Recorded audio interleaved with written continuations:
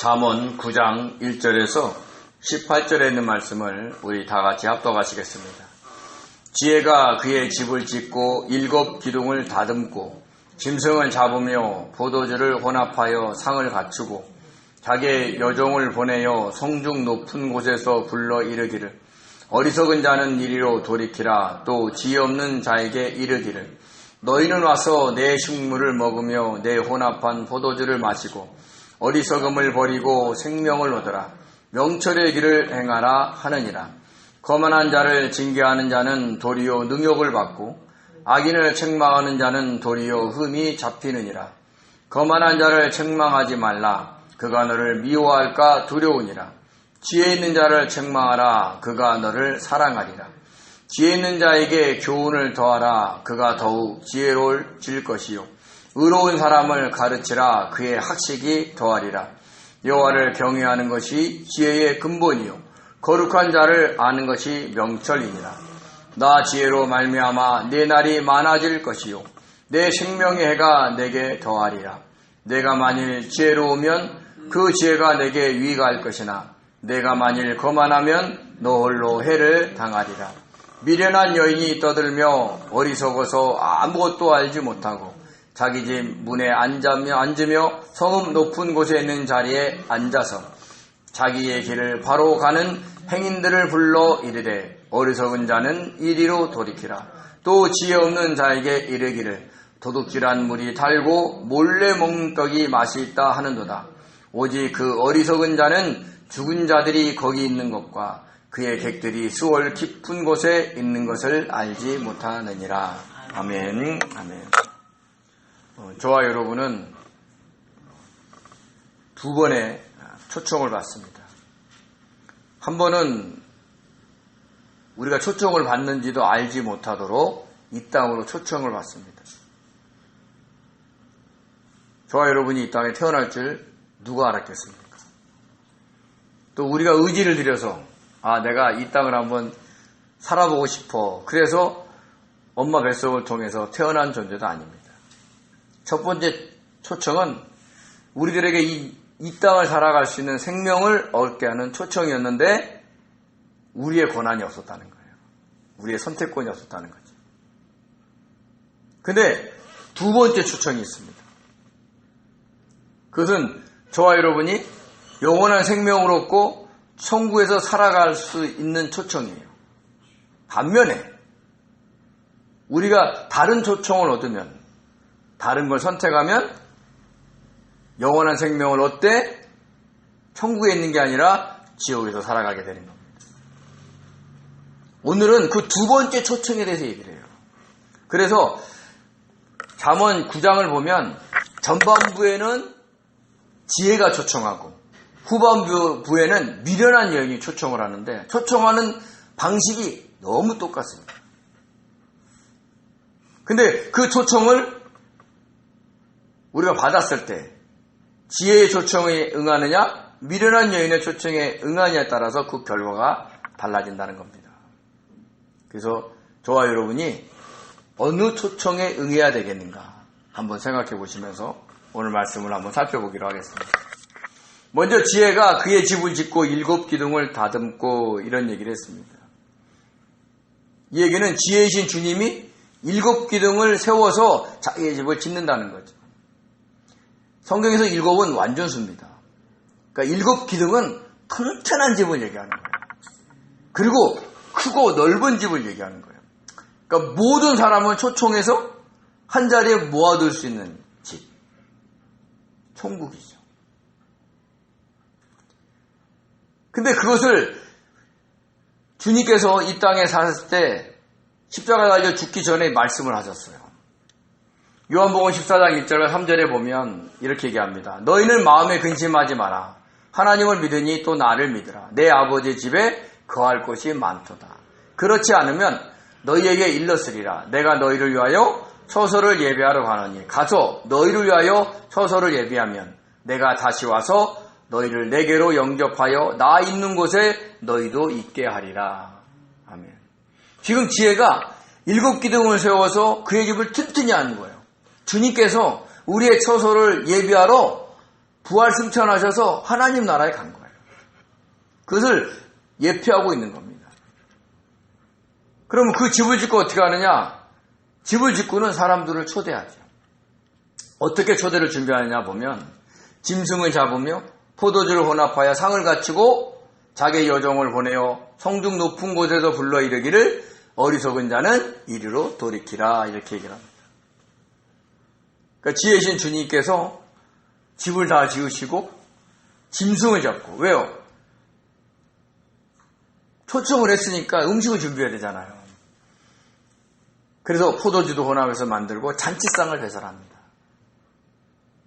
이 얘기는 예수님께서 어느 바리새인 집에 가서 음식을 먹을 때 하셨던 얘기와 비슷합니다. 누가복음 14장 15절에서 18절에 보면 이렇습니다. 함께 먹는 자 중에 하나가 이 말을 듣고 이르되 무릇 하나님의 나라에서 떡을 먹는 자는 복되도다 하니 이르시되 어떤 사람이 큰 잔치를 베풀고 많은 사람을 청하였더니 잔치할 시각에 그 청하였던 자들에게 종을 보내어 이르되 오소서 모든 것이 준비되었나이다 하매 다 일치하여 사양하여 이렇게 얘기를 합니다. 그 밑에 있는 구절은 제가 생략했습니다. 여기서 함께 먹는 자중이라는 것은 그 바리새인 집에 들어가서 먹었으니까 바리새인이었겠죠. 그리고는 자기를 자랑하듯이 하나님 나라에서 떡을 먹는 자가 복되다. 즉 자기는 천국에 간다는 얘기를 하는 거예요. 그럴 때 하나님이 비유로 얘기하셨는데 여기서 어떤 사람은 하나님을 얘기해요. 그리고 잔치를 배설하고 많은 사람을 청했는데 그들이 오지 않은 거예요. 한 사람은 내가 밭을 샀기 때문에 나가봐야 됩니다. 또 어떤 사람은 소 5개를 샀는데 시험해 봐야 됩니다. 또 어떤 사람은 나는 장가 들어서 가지 못하겠습니다 라고 사양을 합니다. 이에 이 주인이 화가 나서 종들에게 명령해서 빨리 시내의 거리와 골목으로 나가서 가난한 자들과 몸 불편한 자들과 맹인들과 저는 자들을 데려와서 이 잔치집을 채우라고 얘기를 합니다. 그래도 잔치집이 자리가 남으니까 또 종들에게 얘기합니다. 너희는 길과 산울가로 가서 사람들을 강권하여 데려다가 내 집을 채워라 이렇게 얘기해요. 처음 초청을 거부하는 사람, 밭을 산 사람, 소 5개리가 있는 사람, 장가든 사람, 이 사람들은요 바리새인과 같은 유대 지도자들을 얘기를 하는 거예요. 이 땅에 가진 것들이 많은 자들. 그냥 하나님의 초청에 거부하는 거예요. 왜? 이 땅에 해야 할 일이 많으니까. 그런데 가난한 자들, 몸 불편한 자들, 맹인들, 저는 자들이 누구냐면 그 바리새인들과 같은 유대 지도자들이 깔보는 일반 이스라엘의 평민들을 얘기하는 거예요. 바리새인들은 되게 교만했거든요. 자신들이 율법을 잘 지킨다고 그렇지 않는 사람들을 무시했어요. 그러니까 그런 사람들을 하나님이 초청하는 거예요. 그래도 자리가 남자 강권하여서 데리고 온 거예요. 그 사람은 누구냐면 저와 여러분 같은 이방인들입니다. 이렇게 유대 지도자들은 첫 번째 초청을 받은 자들이었으나 그 지혜신 주님의 초청을 거부했어요. 지금도 유대인들은 예수님을 메시아로 그리스도로 인정하지 않습니다. 그래서 그 초청이 이방인인 저와 여러분에게까지 온 것입니다. 이렇게 하나님은 천국 잔치를 베풀고 우리를 부르고 계시는 거예요. 근데 오늘 여기서 지혜가 자기의 여종을 보내어서 성중 높은 곳에서 불러 외쳤다 이렇게 얘기하죠. 그 여종들은 누구냐면 교회인 믿는 자들을 얘기하는 거예요. 우리가 보통 교회의 헬라어 에클레시아를 여성 명사로 쓰거든요. 이유는 신랑은 오직 주님밖에 없어요. 그리고 모든 믿는 자들은 다 신부예요. 그래서 여성 명사를 쓰는 겁니다. 즉 저와 여러분을 보내어서 성중 높은 곳에 가서 외치라고 얘기를 하는 거예요. 성중 높은 곳에서 외치면 잘 들릴까요? 안 들릴까요? 잘 들리죠. 높은 곳에서 얘기하는데. 우리가 지난 8장을 살펴볼 때 8장 1절과 3절에 이렇게 얘기했습니다. 지혜가 부르지 아니하느냐? 명철이 소리를 높이지 아니하느냐? 그가 길가의 높은 곳과 내거리에서 서며 성문격과 문 어기와 여러 출입하는 문에서 불러 이르되 이렇게 얘기했죠. 이것은 지혜가 우리의 삶 속에서 우리 안에서 외치는 소리를 얘기하는 거예요. 그러니까 초청하는 게 아니라 지혜의 뜻을 알려주기 위해서 내가 너한테 이런 얘기하고 싶어, 저런 얘기하고 싶어 하고 얘기하는 거예요. 그거와 비슷한 겁니다. 이것은 영적 교제를 얘기하는 거지만 오늘 본문 말씀은 천국으로의 초청을 얘기하는 거예요. 누구를 통해서? 신부인 믿는 자들을 통해서 얘기한다는 거예요. 그래서 얘기하는 게 어리석은 자는 이리로 돌이키라 이렇게 얘기해요. 여기서 어리석은의 히브리어 페티는 그때도 말씀드렸지만 단순하고 순진한 사람들이에요. 그러니까 멍청한 사람들이 아니야. 바보가 아니야. 순진해서 그냥 이 사람 저 사람 하는 소리에 쉽게 넘어가는 사람들이에요. 근데 그들에게 뭐라고 하냐면 너희는 다른 데 가지 말고 얼로 이리로 돌아오라 돌이키라 이렇게 얘기를 합니다. 그리고 그 여종들은 또 얘기합니다. 지혜 없는 자에게 이르기를 너는 와서 내 식물을 먹으며 내 혼합한 포도주를 마시고 어리석음을 버리고 생명을 얻으라. 명철의 길을 행하라 하느니라. 그러니까 여종들이 이렇게 외치는 거죠. 지혜 없는 자가 누굴까요? 무식한 사람? 대학 안 나온 사람? 세상 지혜가 없는 사람? 아니에요. 지혜 없는 자는 그 지혜이신 주님을 알지 못하거나 믿지 않는 자를 얘기하는 겁니다. 불신자들뿐만 아니라 교회에 나와 있는 성도들 중에서도 내가 주님을 믿는다고 고백하지만 진짜 안 믿는 사람이 있어요. 주님을 알지 못하고 그냥 자기가 습관적으로 온다든지 아니면 마음의 평안을 얻기 위해서 온다든지 비즈니스 차원으로 오는 사람들이 있어요. 그런 자들에게 얘기하는 거예요. 너는 와서 내 식물을 먹으며 내 혼합한 포도주를 마시라 이렇게 얘기를 하고 있습니다. 여기서 식물이라는 레헴, 히브리어 레헴은 음식, 빵을 얘기를 하는 거예요. 이것은 주님의 몸을 상징합니다. 그리고 내 혼합한 포도주는요, 유대인과 이방인들을 구원하기 위해서 그들의 담을 헌 거예요. 그래서 그들을 위해 흘리신 주님의 피를 얘기하는 겁니다. 그래서 너희는 와서 나의 몸을 먹고 내 피를 마시고 어리석음을 버리고 뭘 얻으라? 생명을 얻으라는 얘기를 하는 거예요. 생명 대신 주님을 먹음으로 인해서 영원한 생명을 얻으라고 이야기를 하고 있는 겁니다. 그래서 막 단순하고 순진해서 이 소리 저 소리 막 들릴 때 막 휩쓸리는 사람들에게 너 그렇게 세상에 기웃거리지 말고 또 이단들의 꼬임에 빠지지 말고 너희는 진짜 복음 주님의 몸을 먹고 주님의 피를 마시면서 생명을 얻으라고 외치고 있는 거예요. 복음을 전하는 거예요. 그리고 또 덧붙여서 뭐라 그러냐면 명철의 길을 행하라는 거죠. 명철이신 성령님의 인도함을 따라 순종하며 살아가라는 거예요. 그것이 천국에 들어가는 지름길이라는 얘기를 하는 거예요. 그게 좁은 길이에요. 성령의 인도한 대로 살아가려면 어떻게 돼요? 내가 하고 싶은 대로 못 가요. 나는 지금 화를 내야 되는데 성령이 화를 내지 말하면 못 해야 되는 겁니다. 안 내야 되는 겁니다. 근데 그 화를 참으려니까 고통이죠. 좁은 길인 겁니다. 내가 막 몸이 즐거운 어느 길로 가려고 그러는데 성령이 막으셔요. 그 못감으로 인해서 그 서운함, 그 답답함, 허전함, 그걸 이겨내고 성령께 순종하려니까 그게 좁은 길인 겁니다. 근데 그 길이 생명의 길인 겁니다. 그것을 우리가 알아야 된다고 얘기를 하는 거예요. 그런데요, 안타깝게도 이런 지혜의 초청을 거부하는 자가 있어요. 그래서 오늘 본문에서 이렇게 얘기합니다. 거만한 자를 징계하는 자는 도리어 능욕을 받고 악인을 책망하는 자는 도리어 흠이 잡히느니라. 거만한 자를 책망하지 마라. 그가 너를 미워할까 두려우니라. 거만하다의 히브리어 루츠는 경멸하다, 조롱하다는 거예요. 즉 다른 사람을 경멸하고 조롱하는 사람이에요. 왜요? 자기가 교만하기 때문에. 그러니까 무례한 거죠. 그리고 자신에 대한 비판을 거부하는 자고 자기를 자랑하는 자가 거만한 자입니다. 그 악인은 누굴까요? 악인은 늘 말씀드리지만 악인은 막 강도, 도둑놈, 사기꾼이 아니에요. 자기의 뜻대로 살아가는 자를 악인이라 합니다. 자기 고집대로. 선한 사람은 누구예요? 선하신 하나님의 뜻대로 살아간 사람이 선인인 거예요. 그들을 징계하거나 책망하지 말라고 그랬어요. 즉 그들을 가서 꾸짖지 말라는 거예요. 교훈하지 말라는 거예요. 왜요? 그들이 그걸 안 받아들인다는 거죠. 괜히 잘못 건드렸다가는 도리어 수치를 당합니다. 요즘 젊은 사람들한테 책망했다가 나이 든 사람이 봉변당하는 일이 워낙 많습니다. 옛날에 제가 대학교 다닐 때 친구 중에 하나가 고등학생들이 담배 피는 걸 꼴을 못 봐요. 그래서 걔네들이 몇 명 있든지 간에 불러다가 세워놓고 야단을 친 애가 있어요. 근데 그 고등학생들이 다 순진했던 거예요. 이 친구의 말을 들었던 거죠. 그래서 우리가 그랬어요.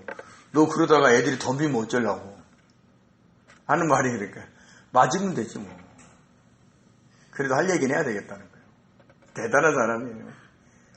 지금 어떻게 사는지 갑자기 궁금해지지만 그러는 거예요.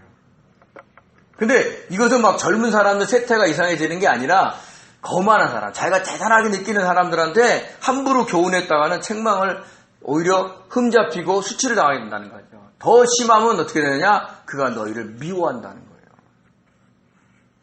그럼 관계가 원만해질까요? 끊어질까요? 끊어지는 거예요. 그래서 저와 여러분은 자녀들을 책망할 때도 주님의 뜻을 물어야 돼요. 자녀가 항상 겸손한 사람이 아니에요. 지혜 있는 사람이 아니에요. 우리가 막 거만하다 그러면 그 사람은 항상 거만하고 지혜 있는 사람은 항상 지혜롭고 그렇지 않아요. 사람이 자기에 있는 처해 있는 사정과 환경에 따라서 때로는 지혜 있는 자가 될 수 있고 때로는 거만한 자가 될 수 있다는 거예요. 근데 그걸 우리가 알지 못해. 근데 그걸 누가 아느냐? 성령이 아세요. 그래서 성령께 묻는 거예요. 주님, 내가 이렇게 야단치려고 하는데 해도 됩니까? 그렇게 묻는 거예요.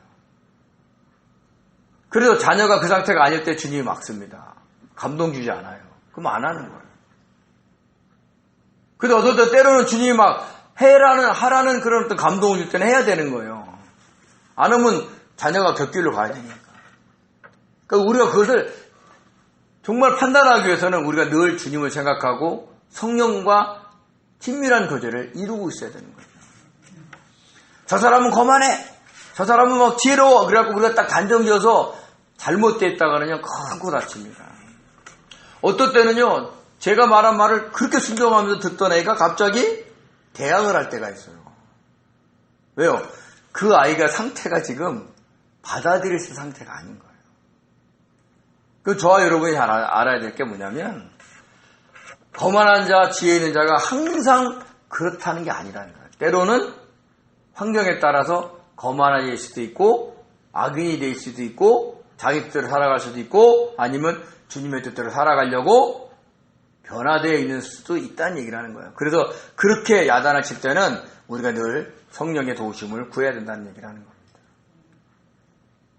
그러면서 이런 자들은 책망하지 말고 도리어 뭐라요? 지혜 있는 자를 책망하라. 그가 너를 사랑하리라. 지혜 있는 자에게 교훈을 더하라. 그가 더욱 지혜로울 것이다. 의로운 사람을 가르치라. 그의 학식이 더하리라. 아까 거만한 자가 누구라 그랬어요?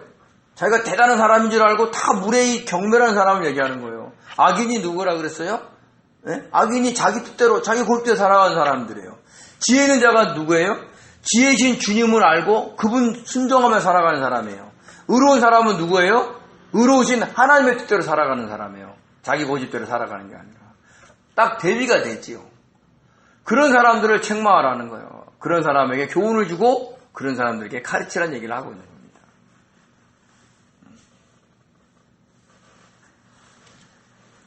근데 이것을 우리가 문자적으로 해석해서 막 학식을, 그러니까 공부 많이 한 사람들한테 책망하면 막 그들이 너를 사랑할 것이다.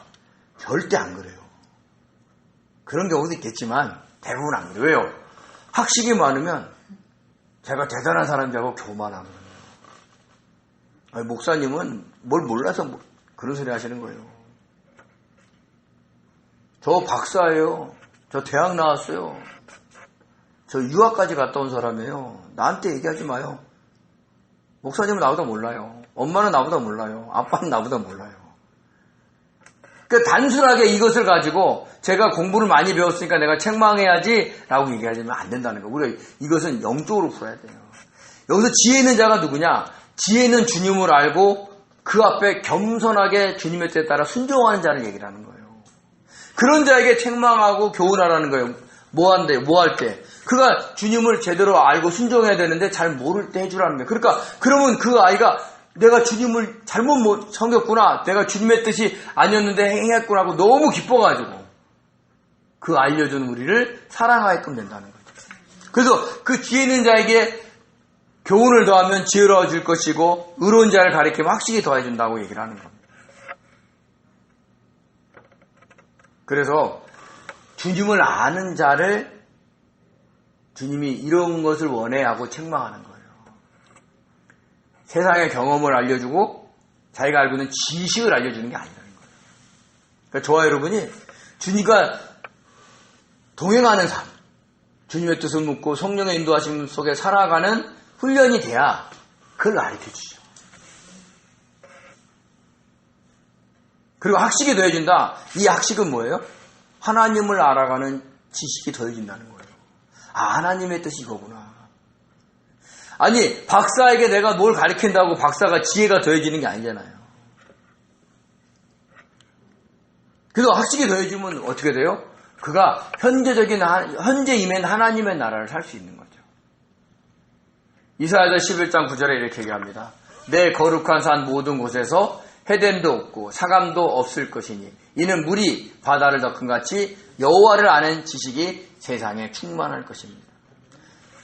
하나님의 나라, 천국을 비유적으로 설명한 말씀이에요. 그때 뭐라 그래요? 여호와를 아는 지식이 충만하다는 거예요. 의로운 자를 가리켜라. 그가 학식이 더해질 거다. 그러면 그가 하나님에 대한 지식을 알면 그는 어떻게 돼요? 하나님이 허락하신 이 천국을 살아간다는 거야. 현재 천국을. 우리 안에 임한 하나님의 나라의 그 맛을 맛보면서 살아갈 수 있게 된다는 거죠. 그러면 그렇게 그들에게 책망하고 교훈하고 가르쳐야 될 내용이 뭐냐? 10절에 이렇게 얘기합니다. 여호와를 경외하는 것이 지혜의 근본이요 거룩한 자를 아는 것이 명철이다. 이걸 가르치라는 거예요.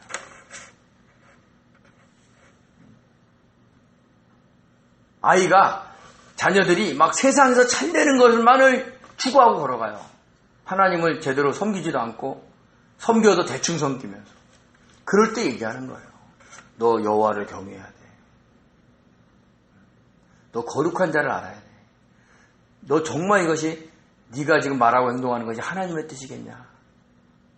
하나님이 기뻐하겠느냐? 한번 생각해봐라. 처음에는 싫어하겠죠. 근데 하나님이 그 환경을 통해서 허락하신 환경에서 그런 얘기를 해줘야 되는 거예요. 그게 지혜예요. 그게 명철이에요. 즉 여호와를 경외하는 것이 지혜신 주님을 소유하는 거고 거룩한 자를 아는 것이 명철인 성령님과 동행하는 거예요. 교제하는 거예요. 그걸 얘기하는 거예요. 우리가 뭐 얼마나 똑똑해서 얼마나 학식이 많아서 아이들을 가르치고 다른 사람을 가르치겠냐는 거예요. 그거를 알려주라는 얘기예요. 그러면 어떻게 돼요? 나 지혜로 말미암아 내 날이 많아지고 내 생명해가 내게 더할 것이다. 내가 만일 지혜로우면 그 지혜가 내게 유익할 것이나 내가 만일 거만하면 너 홀로 해를 당하리라. 이거를 알려주라는 거예요. 저와 여러분이 재산이 많아서 자녀들한테 물려주는 것도 좋은 일입니다. 근데 우리가 진짜 전해야 될 것은 여호와를 경외하는 것, 예수 그리스도를 아는 것, 성령께서 역사하시는 게 순종하며 살아가는 것을 알려주는 거예요. 야, 너 이렇게 해야 돼 하고 사람의 도리를 알려주려면 하면 안 돼요. 너는 이렇게 해야 돼, 넌 저렇게 해야 돼 하고 어떤 행위를 지적하는 것보다 그 아이에게 너 주님을 알아라. 여호와를 경외해라. 우리가 간혹가다 놓치는 것은 뭐냐면 자기 마음에 안 들어. 자녀들이. 아니면 성도가 마음에 안 들어. 그러면 부모님이나 목사님들이 뭐라고 하냐면 주님이 기뻐하시겠습니까? 이렇게 물어봐요. 아이들한테 책망할 때. 너 그렇게 행동하면 주님이 좋아하겠냐? 근데 사실 주님은 좋아하는데 자기가 싫어해서 얘기할 수도 있다는 거예요. 그거 우리 한번 심각하게 생각해 봐야 돼요. 정말 주님이 싫어하겠어요? 아니면 내가 지금 싫어한 걸 얘기하겠어요? 그러면서 거기다 갖다 포장을 해. 주님이 기뻐하겠냐? 너 이렇게 행동하면서? 그러면서 얘기하는 거예요. 그때 기준이 뭐냐? 말씀이냐? 아니면 성령께서 감동되는 건대로 살아가느냐가 기준이 아니라 너 사람이라면 이렇게 하면 돼? 하고 세상의 도덕으로 얘기를 한다니까요. 대부분 많은 교회가 그렇게 얘기를 해요. 말씀은 영적인 것을 얘기하는데 행동의 기준은 사람의 도리를 얘기를 해요. 말이 되냐고요, 그게. 사람의 도리는 거기에 합당하지 않아도 돼요. 정말 너가 주님과 교제하면서 그 말을 했느냐? 주님과 교제하면서 그 행동을 했느냐를 물어봐야 되는 거예요. 아버지, 내가 주님께 물어봤는데 이렇게 하라 했어요. 그러면 타치 안 해야 돼요. 왜? 내 마음에 안 들어도. 그 아이에게 여호와를 경외하고 주님과 교제하는 걸 알려줘야지. 내가 마음에 드는 거, 내가 기뻐하는 거를 갖다가 요구하면 절대로 안 된다는 거예요. 그러면 수치를 당하고 해를 당하는 겁니다. 그런 지혜가 있어야 된다는 거죠. 그래서 저와 여러분이 정말 자녀들에게 무슨 얘기를 할 때, 아니 다른 사람들에게 무슨 얘기할 때도 자꾸 주님께 묻고 성령께서 인도하시는 대로 그 상황과 환경 속에서 순종하는 삶을 살아가 가시기 바랍니다. 자, 이렇게 지혜가 막 이렇게 오라는 거예요. 그래서 너희들에게 이렇게 지혜를 학식을 되어주겠다고 얘기했어요. 근데 반대로 미련한 여인의 초청도 있다는 거죠. 미련한 여인이 떠들며 어리석어서 아무것도 알지 못하고 자기 집 문에 앉으며 성읍 높은 곳에 있는 자리에 앉아서 자기 길을 바로 가는 행인들을 불러 이르되, 이렇게 얘기해요. 누구를 불러요? 자기 길을 바로 가고 있어요. 주님이 원하시는 길을 바로 가고 있는 길을 부르는 거예요. 여기서 미련한 여인, 헬라어로 캐실루트인데요. 어리석은, 이런 뜻이 있습니다. 그러니까 우리가 앞에서 얘기하는 그 어리석은 자가 아니에요. 주님이, 지혜진 주님을 알지 못하거나 거부한 자를 미련한 자다, 이렇게 얘기합니다. 앞에서 어리석은 자는 뭐예요? 너무 단순해가지고 이 사람 저 사람 말이 휘둘리는 사람을 얘기했어요. 근데 이 미련한 자는 뭐냐면 주님을 알지 못하거나 거부하는 자를 얘기해요. 더군다나 육체의 욕망, 안목의 정욕, 육체의 정욕, 안목의 정욕, 이생의 자랑을 위해 살아가는 사람을 의미하는 겁니다. 사탄은 이런 사람들을 통해서 우리들을 유혹해요. 세상 풍조에서. 그래서 잠언 5장 6장 7절에 그를 누구라 그랬느냐? 미련한 여인을 음녀다, 이렇게 얘기를 했습니다. 자, 떠든다는 게 뭐예요? 그녀가 막 떠들어. 수다스럽다는 얘기를 하는 거예요. 근데 미련한 여인이 막 수다스러워요? 우리 성도는 수다스럽지 않나요? 네? 세상 사람들이 뭐라 그래요? 교회 다니는 사람은 말만 잘한다 그러죠.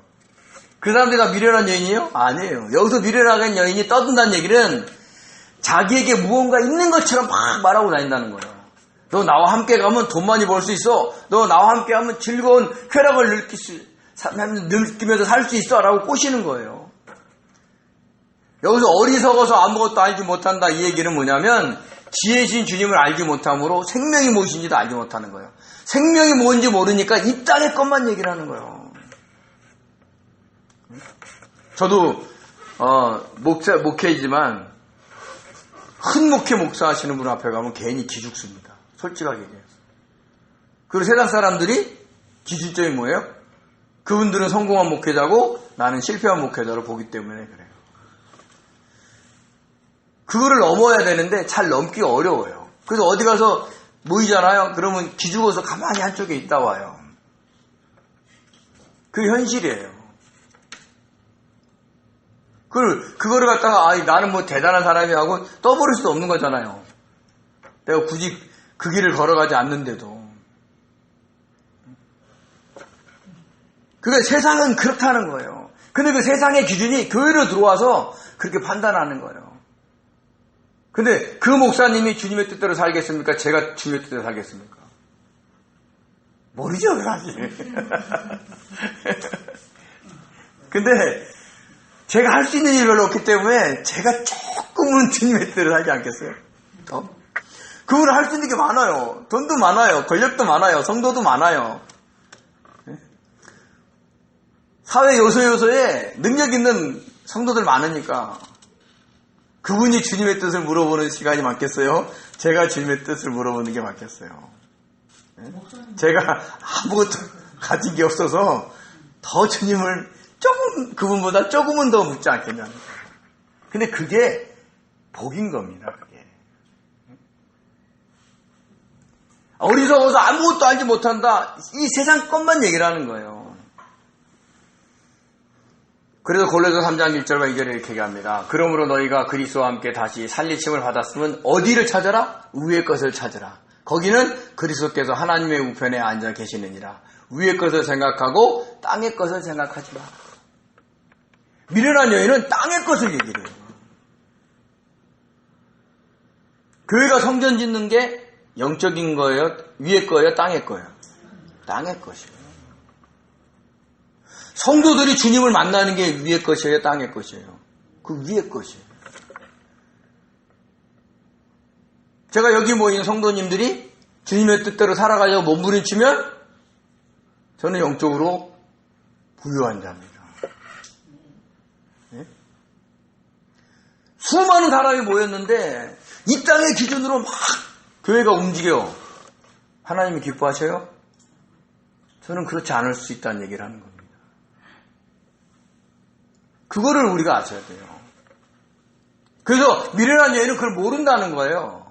이 땅에서만 잘된 것만 얘기를 하는 거죠. 그러면서 자기 집 문에 앉아서 성읍 높은 곳에 앉아가지고 자기 길을 바로 가는 행인들, 자기 길을 바로 가는 게 뭐예요? 주님의 뜻대로 살아가고 있는 사람들을 유혹하는 거예요. 믿는 자들을 유혹하는 거죠. 어떻게 얘기하느냐? 이렇게 얘기합니다. 어리석은 자는 이리로 돌이켜라. 또 지혜 없는 자에게 이르되 도둑질한 물이 달고 몰래 먹는 떡이 맛이 있다는도다. 아까 뭐예요? 지혜가 여종을 시켜서 한 소리랑 똑같죠. 그 미련한 여인이 보기에 성도들은 어리석은 자가 되는 거예요. 바보스러운 거예요. 야, 너 이 세상에 이렇게 즐거운 일이 많은데, 이렇게 행복한 일이 많은데 너 뭐 멍청하게 주일날 예배하고 또 시간 나는 대로 기도하고 말씀 보고 세상에 할 일이 많은데, 좋은 게 너무 많은데 너 왜 글로 가냐, 이렇게 얘기하는 거죠. 그래서 지혜 없는 자에게 얘기한다는 거예요. 여기서 지혜 없는 자는 주님이 없는 자를 얘기를 하는 게 아니에요. 뭐 그럴 수도 있겠어요. 주님이 없는 자니까 이런 유혹을 받겠죠. 도둑질한 물이 달고 몰래 먹는 떡이 맛있다, 이렇게 얘기를 해요. 그러니까 숨어서 뭐 하는 거, 남을 속이는 거, 이런 게 더 짜릿짜릿하고 좋다는 거죠. 이 말은요, 바람피라는 얘기를 은유적으로 얘기하는 말이에요. 누가? 음녀가. 미련한 여인. 몰래 먹는 물이 달고, 도둑질하는 물이 달고 몰래 먹는 떡이 맛있다. 우리가 바람 필 때 공개적으로 안 하죠. 몰래 하잖아요. 네? 그게 달고 맛있다는 거예요. 그 스릴. 그래서 유혹하는 거예요. 꼭 바람 필요한 얘기만 말고 세상의 것들을 그렇게 남을 속여가면서 뭘 하는 거를 요구를 하는 거예요. 우리가 내가 바람만 안 피웠지 남을 속이는 일이 얼마나 많아요. 그런 일을 유혹하고 있는 거죠. 그런데 그게 뭐냐? 그 결국이 이렇게 되는 거예요. 오직 그 어리석은 자는 죽은 자들이 거기 있는 것과 그의 객이 수월 깊은 곳에 있는 것을 알지 못하느니라. 우리가 지난번에 살펴봤지만 잠언 7장에도 뭐라 그래요? 음녀의 집은 수월의 길이고 사망의 밤으로 내려가는 그런 곳이라는 얘기를 해주고 있는 거예요. 이 미련한 여인이 실제적으로 우리들에게 더 즐거운, 더 희망찬, 더 소망을 주는 이야기를 할 수 있어요. 우리의 육체를 즐겁게 해주는 얘기를 해줄 수 있어요. 막 소망을 갖게 해줄 수 있어요. 근데 그 끝은 수월고 죽은 자들이 있는 거예요. 그래서 오늘 본문에 보면 지혜가 우리를 초청하는데 그 초청 끝자락에는 생명이 있고, 미련한 여인인 음녀가 초청하는데 그 끝자락에는 죽음이 있는 거예요. 영원한 죽음이. 지옥이 있는 거죠. 그래서 오늘 잠언 9장에서 두 곳에서 초청을 합니다. 우리를. 제가 설교 시작할 때 뭐라고 그랬어요? 우리는 이 땅에 육신의 생명을 얻고 초청을 받았는데 우리의 선택권이 없었어요. 근데 두 번째 초청에서는 똑같은 생명을 주는 곳이 있고, 똑같은 생명을 주는데 지옥에 가는 그런 것이 있다는 거예요. 그걸 저와 여러분은 어디를 선택하겠냐는 거예요. 누구의 초청을 응하겠냐는 거예요. 저와 여러분은 지혜의 초청을 응해야 되는 거예요. 그 길이 내가 막 하고 싶은 대로, 내가 말하고 싶은 대로 못하는 길을 알지라도, 그게 여호와를 경외하는 길로서 좁은 길을 알지라도 그 길을 가셔야 된다는 거죠. 그 길을 가야 생명을 얻습니다. 저와 여러분에게 그런 지혜가 있기를 바랍니다. 그래서 지혜의 초청을 받으세요. 이 땅에 어떻게 살아가는지 중요하지 않아요. 우리가 이 땅에서 생을 마감하고 그 어느 초청장을 들고 넘어가느냐가 가장 중요하다는 걸 알고 지혜의 초청에 응할 줄 아는 복된 성도 되시기를 예수님으로 축원드립니다. 기도하겠습니다. 은혜로우신 하나님, 저희들을 사랑하셔서 아버지 하나님의 귀한 생명의 말씀을 주심에 감사드립니다. 아버지, 지혜이신 주님의 초청에 응하느냐, 아버지, 미련한 여인인 음녀의 초청에 응하느냐, 우리가 선택의 기로에 있습니다. 미련한 여인의 초청에 응하면 이 땅에서 즐겁게 살 수 있습니다. 지혜이신 주님의 초청을 받으면 좁은 길을 걸어가야 됩니다.